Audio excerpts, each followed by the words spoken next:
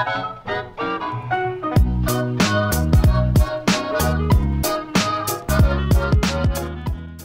YouTube, my name is Nero, and today we have some Battlefield 4 in this week's episode of Dear Nero, which of course is the weekly series here on my channel where subscribers send me in fan mail and or fan questions, and I do my best to go ahead and answer them. So this gameplay here is actually my first time ever playing the game mode Chain Linked, which of course is new to the new Dragon's Teeth DLC. It's my first time ever playing it, and I really enjoyed it. I made a video yesterday talking about how much I love this new game mode and how it's awesome. I really hope it's actually in every Battlefield game going forward. Hell, I wish it was in every first-person shooter game. I just really like the way it's set up. I like the fast-paced nature of it. I like the way the flags are set. I like everything about it. I really do like everything about this game mode. And the gameplay you're watching is my first time ever playing it, where I really didn't know what I was doing. And partway through, I actually unlocked the Bulldog Assault Rifle, which of course is also a new rifle in Battlefield 4 with the new DLC. So I end up unlocking that and using that a little bit. And you guys can hopefully check that out and enjoy that. But this is Dear Nero. It's not about the gameplay. It's about answering questions. So we're going to hop into the first question. He's going to write, Dear Nero, what is the first game that you've ever pre-ordered? Sincerely, Colin from Indiana. So Colin, I pre-ordered one game in my time, and that was Titanfall. And the reason for that being is my Walmart's usually pretty reliable. It's the only store within 30 minutes of me that I can pick up games and do stuff, so I do get all my stuff there, right? And when the Xbox One came out, I was all excited for it, right? Usually I'm like, I'm just going to show up at midnight, pick it up on release, and it'll all be good. They sent 2 Xbox Ones to my Walmart because they didn't think a lot of people would be buying them right away. So I didn't have an Xbox One on release night, which was kind of a big deal, kind of not a big deal on YouTube, so it's a bigger deal to me than other people, I guess, but it was kind of an ordeal, right? And so the first game that came out exclusively for the Xbox One that I wanted to buy was Titanfall.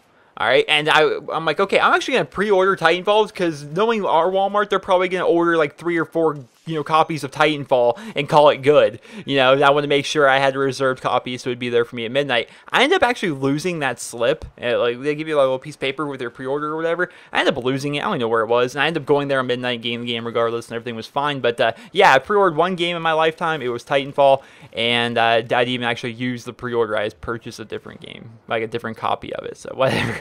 I'm not a big fan of pre-ordering personally. I think the rewards are kind of mediocre. It makes you put down money and kind of, it gives you that sunk cost fallacy where you think, okay, I've already put $5 into this game, so now I have to spend the other $55 to actually make sure I buy the game, It's like, I don't like that. I'm not a big fan of pre-ordering. I pre-ordered one game, and that was just to make sure I get it, but then again, I live in a small town. Maybe there's people out there that live in a bigger town or in cities where, your local GameStop has, like on the Call of Duty release, they've got a line around the block or something. You need to pre-order to make sure that you have a copy there. That's just not an issue I have where I live. It's just, there's always enough, with the exception that they sent us 2 Xbox Ones upon the release of the Xbox One. So that was just silly. Next question. He writes, Dear Nero, I saw EA is going to be having a subscription system for their games to get free games. I was wondering, are you going to get this, and do you think other publishers or companies should do it too, or do you hate the idea? Derek from Michigan.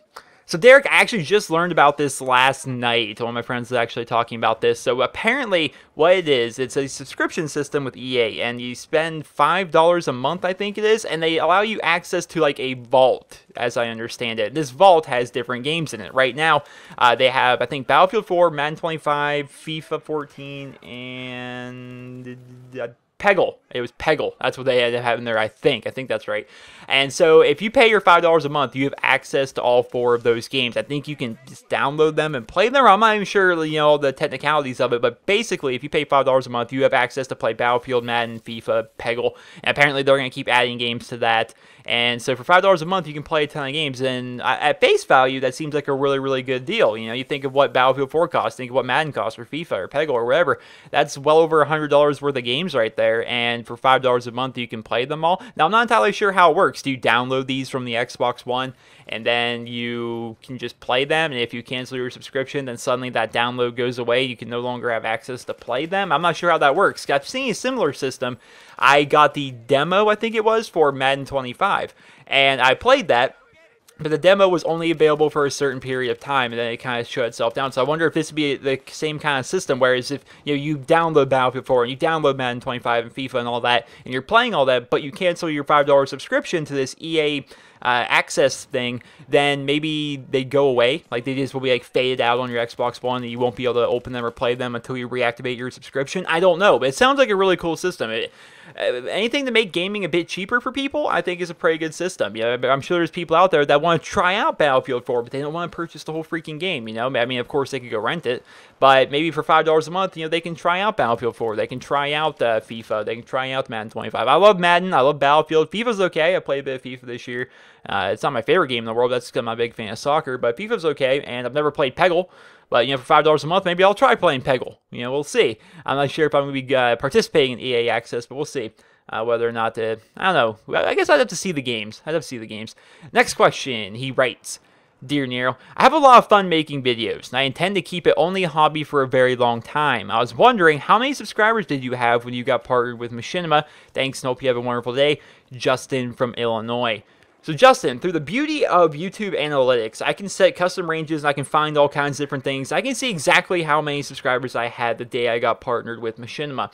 So I only had 3,377 subscribers when I got partnered with Machinima. But what really made Machinima kind of take a chance on me was, though I had 3,377 subs, which is a fairly low number, I had 1,100,000 views by that point. I had been posting to my YouTube channel for 6 months, and over those 6 months, I gained 3,300 subscribers and 1,100,000 views in only 6 months, which is freaking really good if you're just starting out on YouTube. And I love Machinima because they decided to take that chance on me. You know, there's other networks that wouldn't sign me. I was trying to get partnered on YouTube, and they're just like, no, your channel's too small, too big of a risk, yada, yada, yada. Machinima took that chance on me, and I've been with them ever since. I love them. Yoush comes to mind is another network, which are they even a network, or did Yoush go part? Yoush was always part of Full Screen, but they just like merge all the Yoush partners into Full Screen partners because Yoush was like ripping off their partners somehow, or I forget the whole ordeal with that. But I remember Yoush specifically was turning me down, and now my channel has more subscribers than Yoush and more views than Yoush, and I've posted less videos than Yoush. So my channel is doing better than Yoush, the same network that said, no, you're too big of a risk, we don't think you're good enough. Now I'm bigger than them. So I think that's kind of a cool thing. That's one of my favorite stories about YouTube is, you know, the network that turned me down. Now I'm bigger than that network. You know, I think that's pretty freaking awesome. Then Machinima, there's no getting bigger than Machinima for me. That's just quite literally impossible. Machinima is giant, but, you know, I love Machinima as a network. And, you know, you say you want to keep it as a hobby. That's awesome that you want to keep doing YouTube as a hobby, because there's some people I get messages for Dear Nero, that they say they want to get into YouTube. You know, a lot of people seem to think that YouTube is this easy thing that everyone is a millionaire. You know, everyone just makes tons of money off all their videos. And it's the easiest job in the world. We work like, I mean, how long is this video? It's 30 minutes. I worked 30 minutes today. That's all I did. I played Battlefield for 30 minutes and bam, it's all done. You know, that's not really how it works. YouTube is actually really, really time consuming, and it's so time consuming that I'm kind of neglecting my Let's Play channel as of the past few days, because I've got a lot of stuff going on in real life as well as here on Nero Cinema that I'm trying to get all these things going together. Now I haven't posted on Nero's Let's Plays in a few days. I'm like, YouTube is a very time-consuming hobby, and if you want to keep it as a hobby, it can be an expensive hobby as well. You can just keep on doing it, keep on having fun with it. That's great. But the people that try and get into YouTube, like, oh, I'm gonna get on YouTube, I'm gonna make all kinds of money. None of those people are around. You know, everyone that's on YouTube right now, that's doing well on YouTube, they all started YouTube as a hobby because they legitimately enjoy it. They enjoy the games they're posting. They enjoy making videos. And that's how you end up growing on YouTube. You don't end up growing and say, I'm going to get on YouTube right now. I know nothing of it or how any of it works. I'm going to get on there because I hear people can make money doing that. And those people don't ever work out. It never ends up working out for them. So it's awesome you're keeping it as a hobby. Maybe one day you will want to get partnered. And then you've done it for a hobby for so long that you really know what you're doing. Your channel's growing up really well. Then maybe you'll be able to get partnered. Then you can start doing what I do, I guess. That'd be pretty cool. YouTube's an awesome thing. Next question, he writes, Dear Nero, I want to start YouTube, and I was wondering, what microphone do you use? Thanks for the feedback, Jordan from New York. So Jordan, this is a question I've answered quite a lot, but I like to re-answer it because it's such a frequently occurring question that a lot of people are always asking me it. So I like to try and answer it just because sometimes people miss episodes of Dear Nero, or they didn't make it far enough to where I answered it or whatever. The microphone I use is called a Rode Podcaster. It is a USB microphone, so it just plugs right in your computer. And the best part about it is it's dynamic, so it only tries to pick up what's directly in front of it. If you notice, I sound way different if I lean back here, but if I actually get closer up to the microphone, I sound a lot better. That's because it only tries to pick up what's directly in front of it, and that makes it really good. So if you have like a noisy house, let's say your sister's in the next room or something like that, you know, and she's, you know, kind of loud sometimes when she talks, or maybe your dog's got loud, long, like, toenails or something, you can hear him as he walks past your door or something, that won't pick up that stuff as easily. Of course, it might still pick it up. You have to adjust some audio levels and stuff, but I like dynamic microphones a lot more than condenser microphones. Next question, he writes, Dear Nero, are you excited for Madden 15? And will you do a Let's Play of Madden Ultimate Team or a career on your second channel? Thanks and have a wonderful day, evening / night. Frank from New Jersey.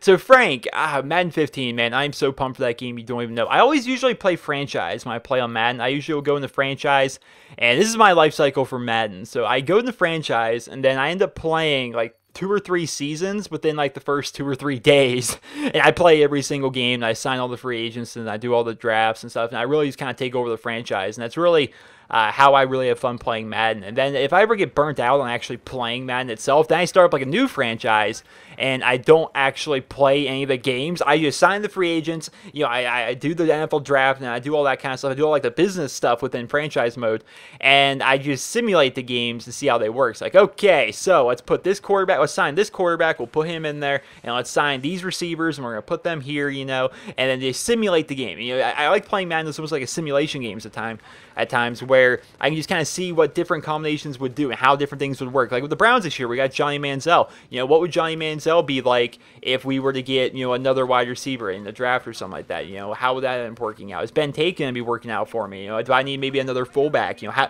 maybe if I were to switch the offense to a spread offense rather than what they're currently running in Cleveland, how would that affect it? And how could we do well with that? You know, I like running Madden as like a simulation game. I'm really excited for the game. Will I post it in years Let's Plays? I'll have to see because I don't really know. I've never done like Madden, like, you know, like a Let's Play of Madden. It'd be like an entire franchise, you know, like every game or something could be an episode or something.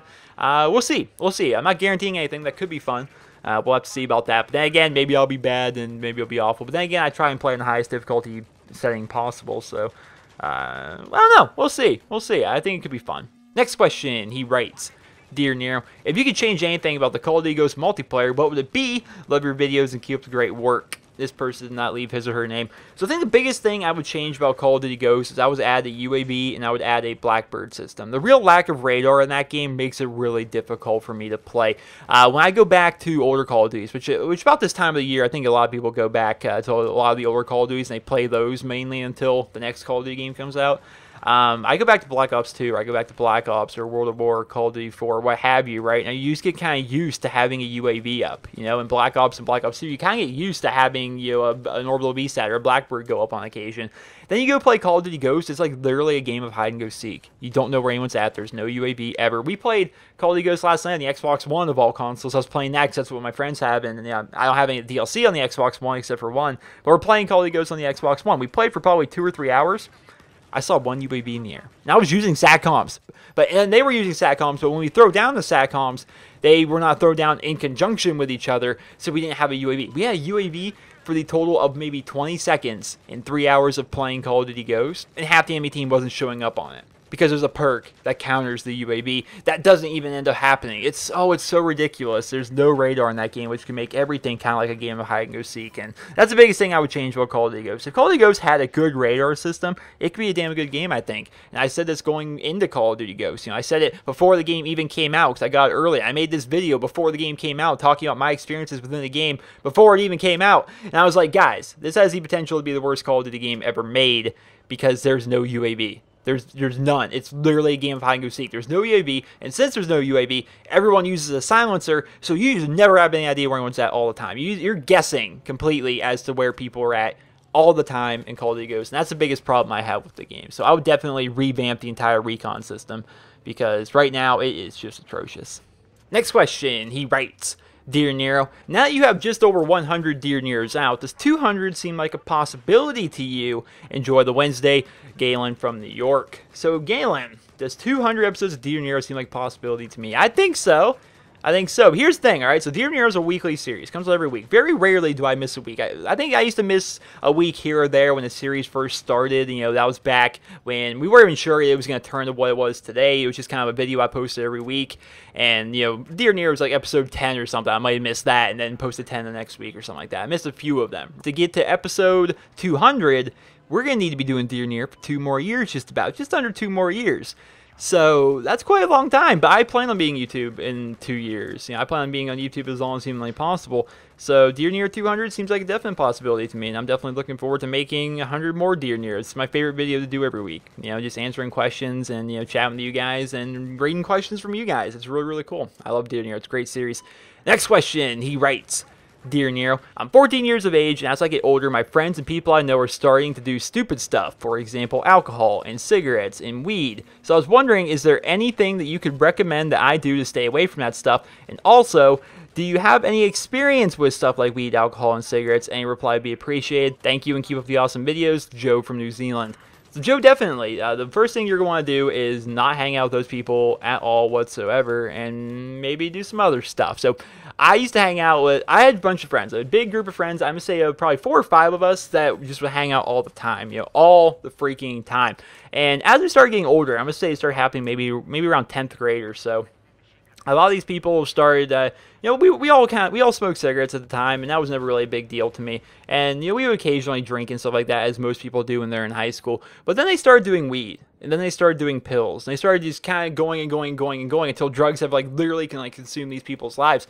And as they started to get, deeper and deeper and deeper into this, I started, staying away from these people more and more and more, until eventually I was really home a lot of the time. And what I did to fill the time, whereas I used to always be out hanging out with them, but now they're all, doing weed and doing all this stuff, hanging out with the new crowd of people, I ended up staying home, and to fill all the time, I would start playing video games. That's really how I started getting really, really into video games. About that time, it would have been roughly 2007, 2008-ish, around there, in that time frame. And that's when Call of Duty 4 was out, and I got that, and then Call of Duty World at War came out, and I started playing that. And one of my friends that wasn't in that group of people, because he's been like my best friend my whole life, and he ended up moving to a town that's roughly 30 minutes away from me or so. And he ended up moving over there, and we started playing Xbox together. And it was kind of like hanging out with my old friends again, because we were always playing on Xbox together. Then my cousin Nick, when we started playing Xbox together too. So us, the group of 3 of us, we would always end up playing Xbox together. And I was on Call of Duty 4, and I was on World at War and Modern Warfare 2, and it was just a lot of fun. It was just it was like so much freaking fun. And then I started watching YouTube videos, and I decided I wanted to make my own channel, and then here I am. I wouldn't be here on YouTube if I never made the decision to not hang out with people that were snorting pills and smoking weed every day. That is not a good thing. I did smoke cigarettes, and I don't want any of you to start smoking. It's anyone that smokes will tell you don't start smoking. The only people that say, yeah, start smoking, it's cool, are people in early high school. Anyone that's been smoking for a few years will say, no, do not start smoking. I quit smoking cigarettes, if you guys don't know. Last year? It was during Black Ops 2. I think it was about partway through Black Ops 2. Yeah, I quit smoking cigarettes after 6 years.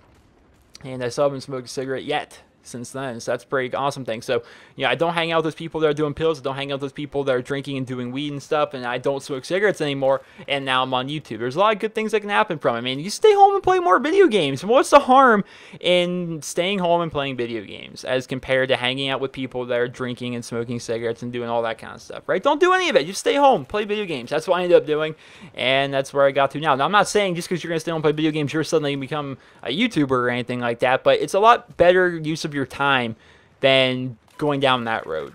Just focus on school, focus on your grades and stuff, and in your spare time, you got video games and stuff to play with. Or maybe you find yourself a girlfriend or a boyfriend or whatever it is you're into. Maybe a goat, whatever you're into.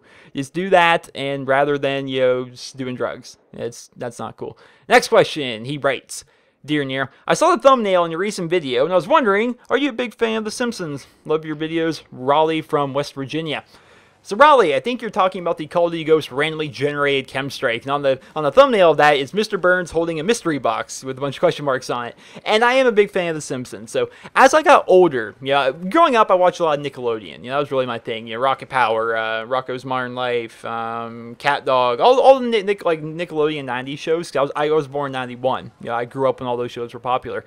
But as you get older, then you kind of start thinking, okay, well now I'm not really as interested in SpongeBob as I used to be. You start looking for other TV shows to watch, and one of the ones I found pretty quickly was The Simpsons, and I love them. I remember buying VHS tapes. Yes, I used to watch VHS tapes of The Simpsons. We would buy the Treehouse of Horror collections, and we'd watch those. And The Simpsons is a great show. I love it.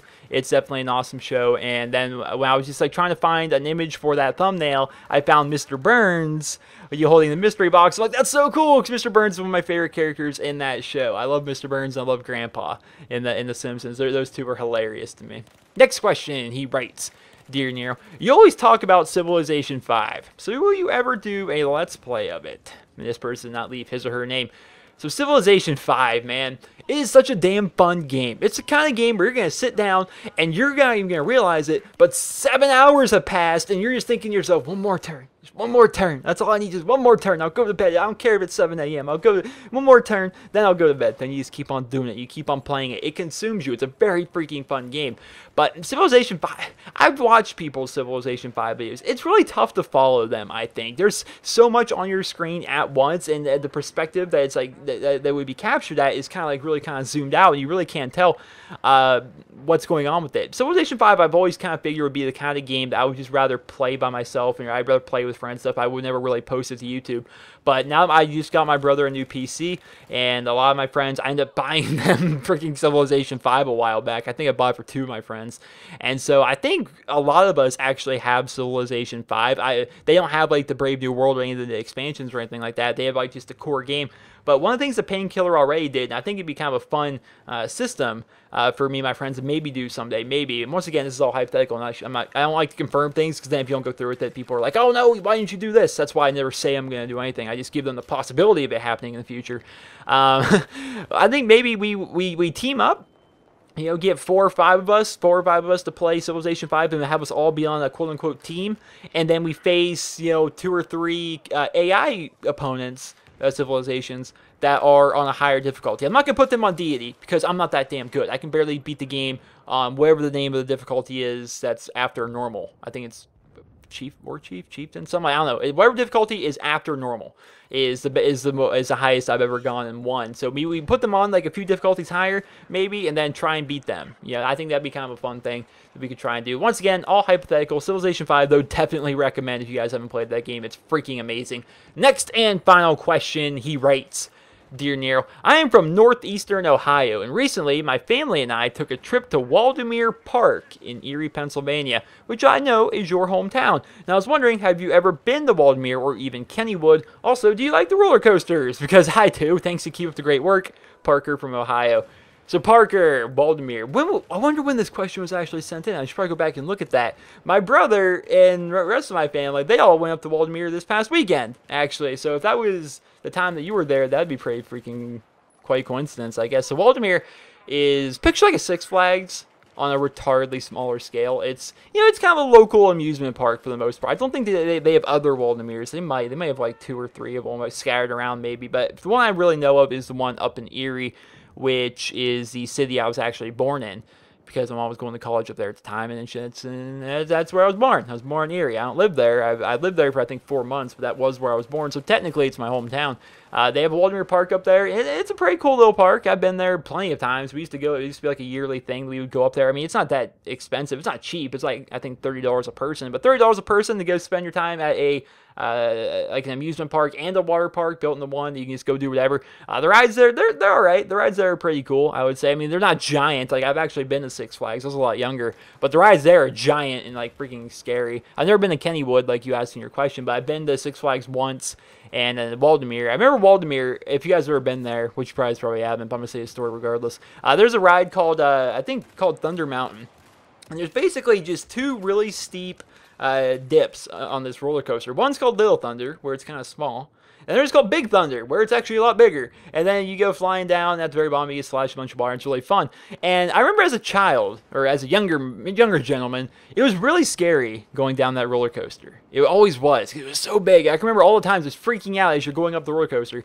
But now, I'm like 22, right? And now we go up like towards Big Thunder, it's like, this isn't even that high up, really. You know what the scariest ride in that park is? It's called the Skylift. All right, so basically, picture like a, what is the word I'm looking for? Like a ski lift. The little ski lift they take where people ride it up and they ski down the mountain, then they ride it back up. It's like that, but it basically just goes around the park. That kind of idea. That's the scariest damn ride there, because you're in this thing and you're sitting here like, I'm going to say 50 feet up in the air, just hovering over all these buildings, stuff, just going around the entire park, and you're hanging on to a damn wire. Like, every time I'm on there, I always get really anxious that somehow the wire's going to break or something's going to happen, and you're strapped into this damn thing, and you're just going to come flying down, and you're going to end up breaking all your bones in your body. That's the scariest damn ride there. But I hope you guys all enjoyed this week's episode of Dear Nero.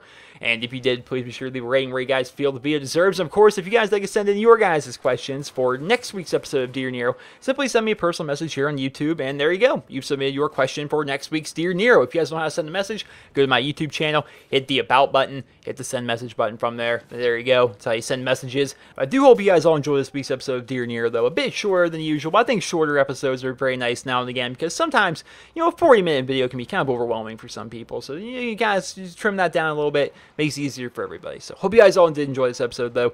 And if you did, please be sure to leave a rating. Hope you guys all have a wonderful day.